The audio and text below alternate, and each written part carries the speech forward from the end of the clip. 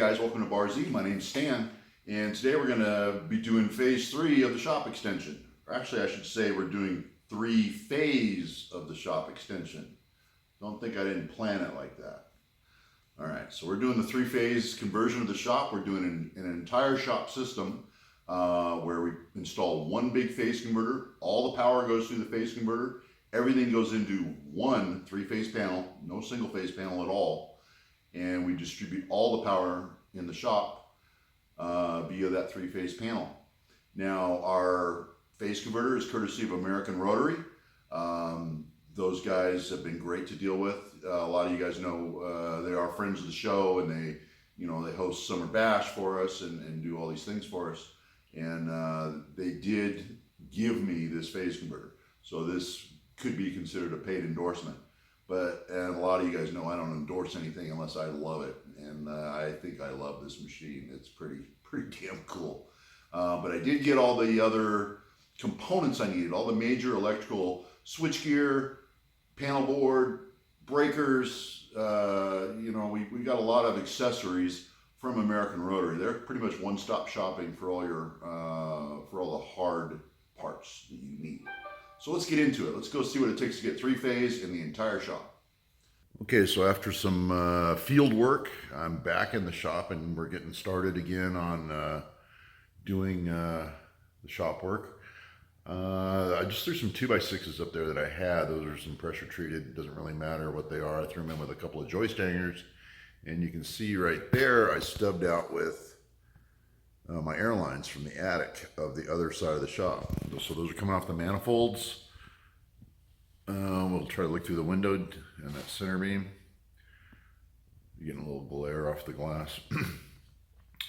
But that air line is stubbed out, and the board is just up there just for me to hang pipe on. I'm going to bring some electrical over too, so it'll give me some place to suspend my piping. So that's on the west side of the shop. And then we did the exact same thing over here on east side, right over there. And same thing with the airline stubbed in. So I spent some quality time in the attic, getting some T's cut in and bringing those over. And then I've got a beam there to hang all my pipes, my conduits, and my air piping on. So that was a full day just sitting there rummaging around in the attic. So that's done. And next up, we're going to be pouring a concrete pad for what's under there, which is my big 30-horse American Rotary phase converter. So we're one step closer to getting the phase converter in, and our giveaways coming up here pretty quick. We'll probably do it at the end of this video, but we still got to pull the old phase converter out, get the new one in, and do some panel work. And we'll take a walk out to the other side of the shop. In case you guys didn't know, to access that attic there, you can see it's all closed up, but there in the back, you'll see an opening right back there. Up in my loft, there's an opening on the right, and I think you can probably get a peek of the opening on the left. Yep, right there behind that Honeywell mod motor. So that's how you climb into these attics. And they are supporting. You can crawl around up there and don't have to worry about falling through. Everything's real secure. It's all 18-gauge sheet metal with ribs and everything all bolted together. So there's no worry of falling in there. There's another way in. You can actually pop a light fixture out and climb in and work through a hole if you're going to work in a specific area.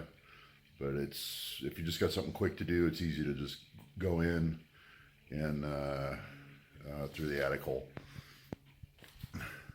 We are going to be pulling out these 2 panels here. Those 2 little Mickey Mouse panels are coming out. These welders need to get out of the way for me to do my work. Get the welding outlets out of there, and all this, just clear this area for us to work. And so we're going to be going up. A lot of this stuff's going to be punching through and going up in the attic, and we'll probably pull that light fixture out there just to do our work and then put it back when we're done. And then the phase converter sits on the back side of the wall behind the welders there. Let's go out and take a look at that.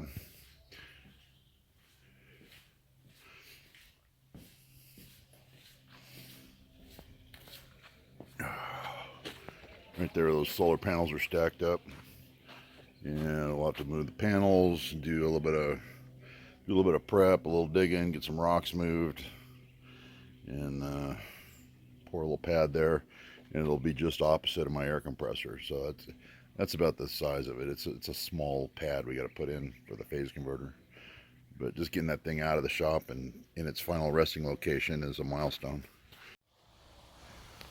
Well, we did manage to get our little pad poured. I told you it wasn't very big, so just a big enough spot for the phase converter to sit. Then we'll punch a hole in that wall. That the panel's going right on the other side of that wall. But we did that, and while we're at it, I got a new step. Here's my old step. Just a piece of open bar grating on some 4x4s. But now I got a proper step. Pretty cool, huh? And we've been doing out digging in the dirt, so my shop's a mess. All kinds of dirt got tracked in here. And now we're ready to, now like the phase converter's all the way behind all this crap. So I gotta move all this stuff and start thinking about getting that phase converter out. That concrete's been dry for 48 hours now, so I think we can go ahead and load it up. Okay, so we got our pad done, and we hauled the phase converter out here today and dropped it on the pad. So it's just sitting there. I don't know whether I'm going to bolt it down or put it up on, I might make some rubber feet for it, put it up on some rubber feet. But I thought this was kind of interesting, and a lot of you guys don't know this. When you run into where you have to nipple through a wall, and the wall's got thickness of any type, your connector ends up right in the wall. So you see what we got there. This is a super low profile. This is 1.5 EMT, and we're coming into it's an Oz Jedney connector. They're the only ones that make the steel connectors, but if you order the Oz Jedney connectors, they're super low profile, and they'll slide right in that hole real nice. You don't have to fight getting a connector through the wall because it sits flush. And there's the name right there. The name brand is Oz Jedney. And those are specified on a lot of industrial jobs. You're only going to find that stuff at, the pro-grade electrical supply outlets. So all we do here, it's a pretty snug fit, but we poop it up with Sikaflex. That's Sika 1A, the construction sealant. So it's a single component urethane. So run a bead around the fitting, send it home, squish it in, and that way the wall's sealed, the wall can't leak. And you're not going to get any rain down in the conduit either, because you're using the proper type compression connector, not a set screw type. You couldn't get a set screw connector through that wall if you wanted to, because obviously the screws get in the way. So that's how you nipple through a wall when you've got zero clearance. You put this in ahead of time and send it home. And I just got a couple Tech screws in it, and I got the nipple in the back of the disconnect. And I'm going to try to get the camera in, maybe where you can see it. Turn it sideways. I don't know. You can kind of see it back there. Anyways, let's see what it looks like from the inside. I thought I'd show you before I pooped it up. All it's going to be is a blob of sealer when I'm done, just to keep the wall from leaking any water that happens to run down the wall.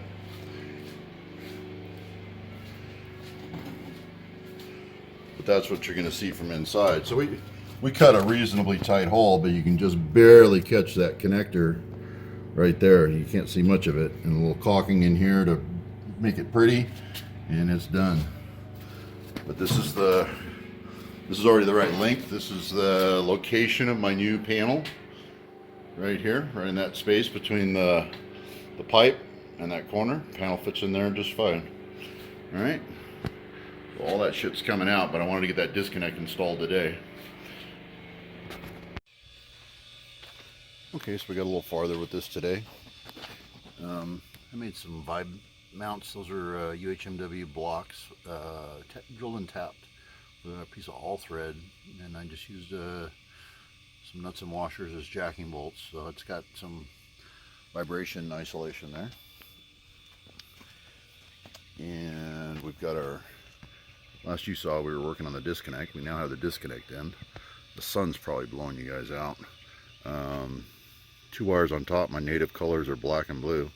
So the 2 phases coming in from the house, from the breaker down to the house, are coming on the top of this disconnect. It's a 3-pole disconnect, but I'm only using 1 and 3. And then I've got black and blue coming out the bottom, and those head out to the phase converter. Let's go out through this piece of flex here, out to the phase converter.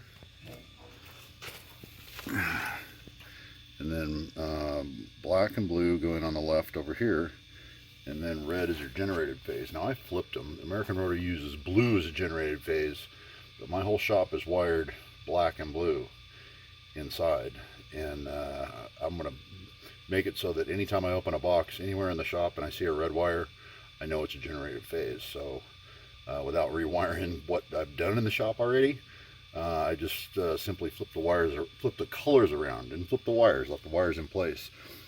That blue wire there used to be red, and that red wire there used to be blue. And trust me when I tell you, the electrons don't know the difference. So phase converter's wired. So we've got our 2 native legs coming in and our generated leg going out.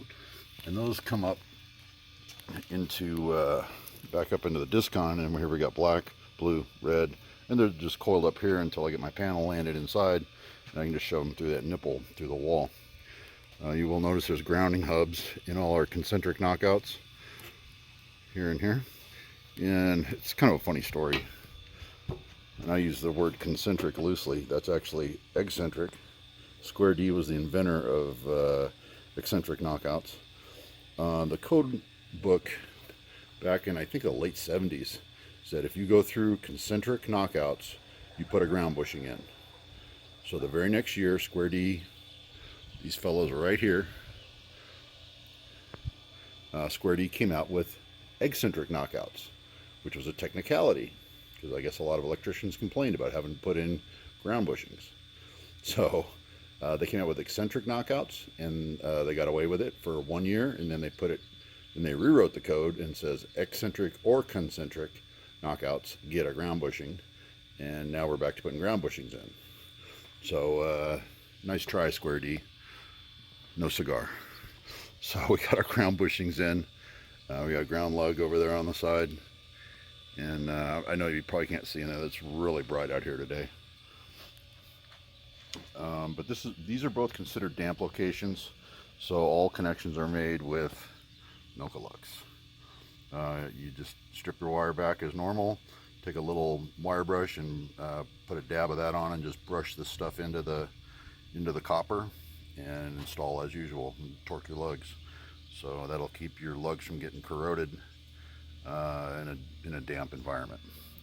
Not much damp out here today, but believe it or not, it does rain here every once in a while. All right, so that's our progress for now. Okay, into the day shot here. You may notice this has been added. This is a little antenna, and there's a magic black box inside, and we've got a I forgot it. Chris at American Rotor gave me this wireless for my small converter. Oh, I don't know, a couple years ago. Anyways, I thought I'd install it on the big one, so it's just been sitting around. So we're gonna turn on disconnect here, and we should be ready to start. And that's quieter than my pool pump. Shut this thing down. Hear that noise you hear in the background? That's my pool pump. Anyways, this, I just glued a magnet to the back of it so I can stick it on whatever machine I want. And I have put it in the shop next to the door, so I can start and stop the phase converter from over by my light switches when I leave the shop. So I could just poke that dude there. Kind of convenient. And we can check the range on it pretty easily. I'm going to go ahead and turn off. But if you watch the lighting in the shop, when I key the button, you can see the lights they give a little flicker when that thing starts up. So let's check the range. We're going to go all the way in here by the Monarch.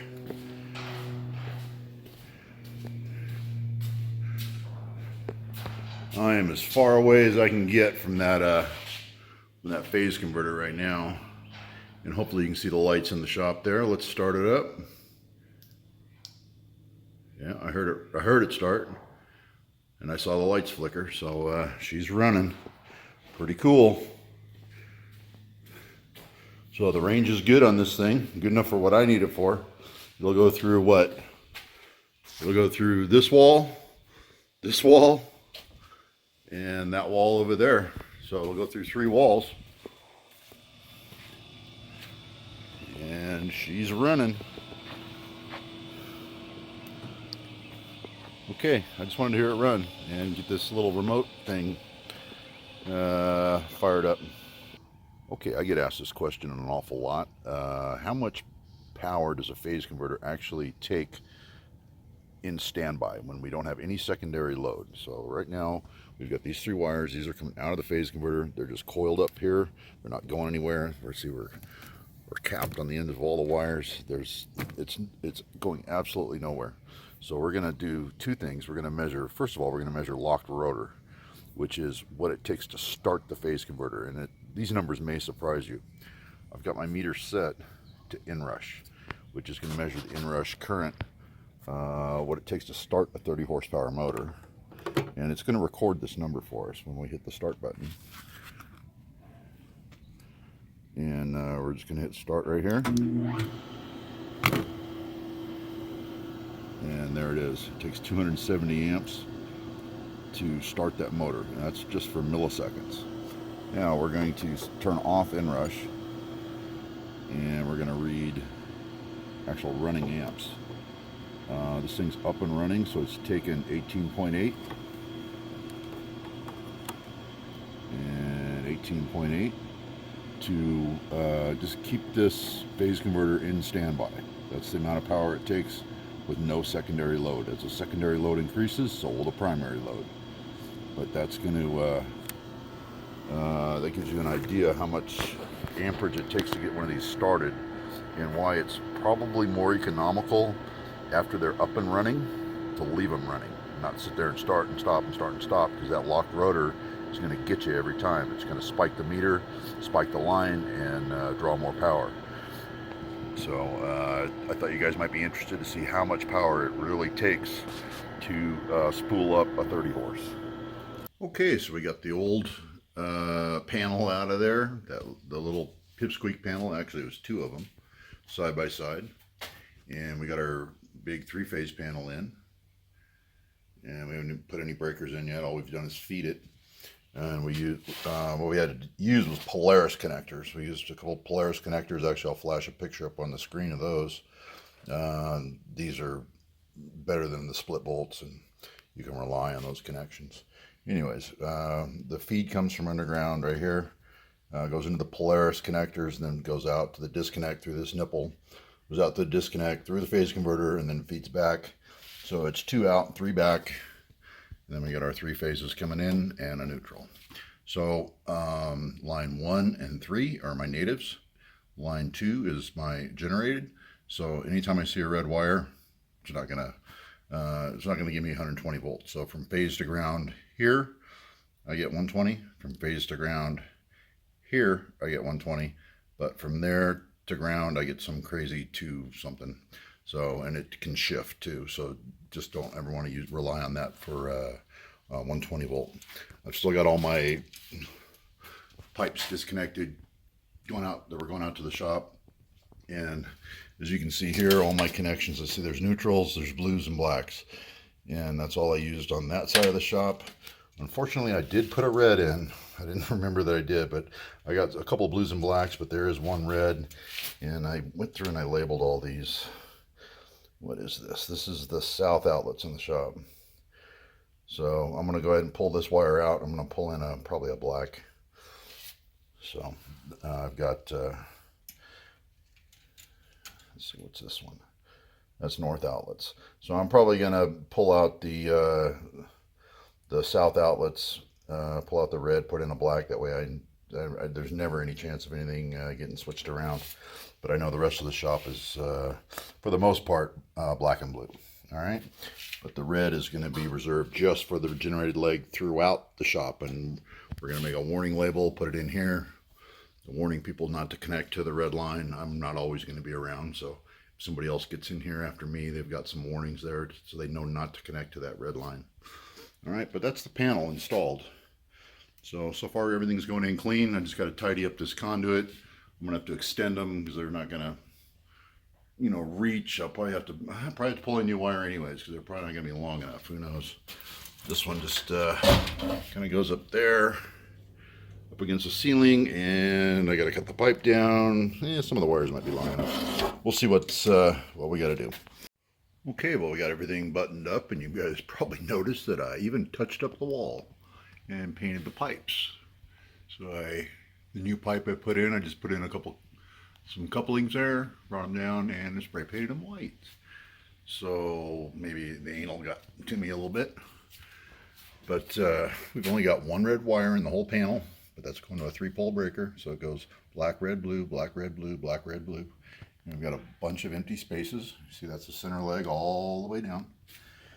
And we are completely ready to fire up for the very first time.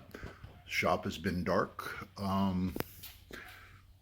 almost all day. It's about 2 o'clock in the afternoon, so it's taking me about 6 hours to change this out, redo the piping, and get the new panel hung. So let's go heat up the shop.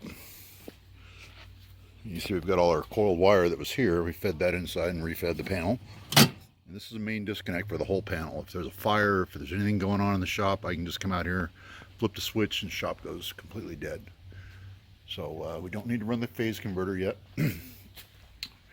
But we can, what can we do? Let's start with some lights. Let's just get some shop lights going. Now these are all LEDs, so they don't pull hardly anything. But all right, so we got lights back. That's awesome. All right, let's go turn something else on. I was trying to use some air. I used what's left of the air in my tank. So I could use a compressor right now. So that's a single phaser. That's a 30 amp on a number 10 wire.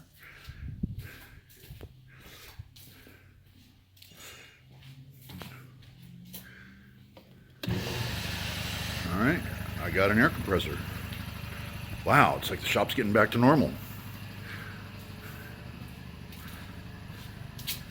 Now this is what I did with this. This is a 20 amp, 3-pole, but the black and blue legs are all the VFDs in the shop, and this red wire that I ran goes out and just goes into the box right next to each VFD. So I've got 3-phase available, and all I got to do is connect the wire and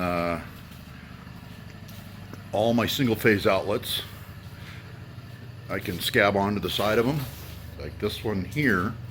This is just 240-volt single-phase right here, but there's a red wire just coiled up inside that goes to that breaker. So I nipple out of here, put a 3-phaser in right next to it, and I'll have single-phase and 3-phase on the same circuit. So we should have a lathe, which we do, and we should have a drill press, which we do, and we should have a milling machine, which we do.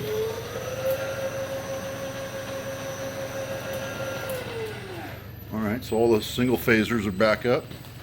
We're burning lights. All that's left is maybe some receptacles. Oh, my hot water heater. Okay, there's my hot water heater. And let's see, this is my north and south outlets. Everything else can stay off. That's the one I want to hook up. That's the Monarch right there. So this, all I'm doing right now is refeeding all the old circuits. There's nothing new going in yet for the shop edition. That's why we got all this space over here. We're gonna go up, punch through the lid, head through the attic, and get off to that side of the shop.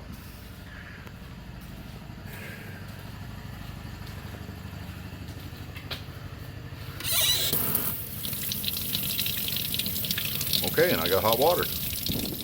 Alrighty. What else did we do? Oh, outlets. Well, let's see. All right, the phone's charging, so that plug's working. My Netgear's coming back up there, so that outlet's working. Let's see if the north outlets are working. We got light. Okay, so our outlets are back up, and we are made whole again. Our shop's back to normal, aside from the addition. So now that we have the three-phase converter, the big one in, now we can pull the old one out. Okay, not so fast there, Stan. You know, I had everything labeled and everything was neatly done. I got all my wires labeled there. And I swept all this out down here, got it all cleaned out, went to go roll the welders back. And I said, oh man, I didn't put any welder outlets in. I didn't put them back, so I had to stop and put those two welder outlets back. Now I got the TIG on a 60 and the MIG on a 40, which they're both happy with that. And I found a surge protector that got shipped to me from American Rotary a long time ago. I was talking to Chris and I said, hey, I had a lightning strike. Most of you guys know this is an all metal building. So I had a lightning strike, and out of my 3 VFDs in the shop, it took out 2 of them. So that cost me $700 right there, just for a couple of VFDs. And this surge protector, light is green, trap is clean, we're protected. If we have a lightning strike, I guess this thing, I don't know, explodes or something, but hopefully it'll save the electronics in the shop. Well guys, we got the old one out of the attic, sitting right here next to me. It's actually powered up. So one of you is going to win this phase converter. I'm going to go, it's starting to get dark out. I'm going to go in the house. I'm going to print out the 5 emails that we got for an entry for this. And we're going to pick a winner, but we're going to do it inside. So let me go print those out, and I'll meet you inside the shop, and we'll pick a winner and get this phase converter off to someone. It's dusty. It's lightly used. I kept it in my attic, so it never really got splashed with coolant or stuff spilled on it or paint dripped on it or anything like that. It's pretty clean. It's not a bad little converter, and it's going to be plenty for everyone that entered. You know, all the 5 of these entries, they were all legitimate entries. They all had a definite machine that they could use them on, or multiple machines, and they you know, a lot of these guys are running static phase converters and they want all their horsepower. This is the way to do it. All right, but I got the big dog sitting there running, and now I got the little one sitting there running. Well, now I got 2 phase converters going. All right, let's go pick a winner. Okay, so we've got 5 entries to the for the phase converter. I have Chris Giangrico. I have Eric Sandberg. I have a fellow YouTuber, Almost Machining, Phil over at Almost Machining. I have a Dan Hendrickson, and I have a Rick Bonart. Now, I'm going to shuffle all these up. I got the first page of all 5 emails. Your odds are pretty good. You got a 20% chance here. This is just the first page of all the emails. All the emails gave me the story. All the emails included pictures of their intended machines and everything. And I'm just going to kind of shuffle them up with them facing away from me, so I can't see who the people are here.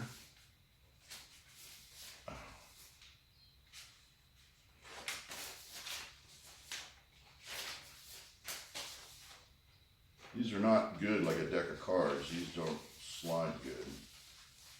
Should have printed them out on wax paper.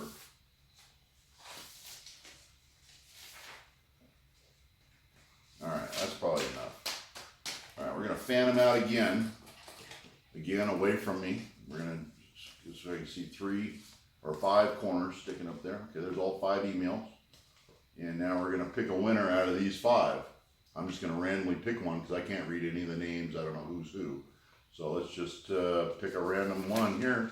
And there's 4 left there. And who we got? Dan Hendrickson.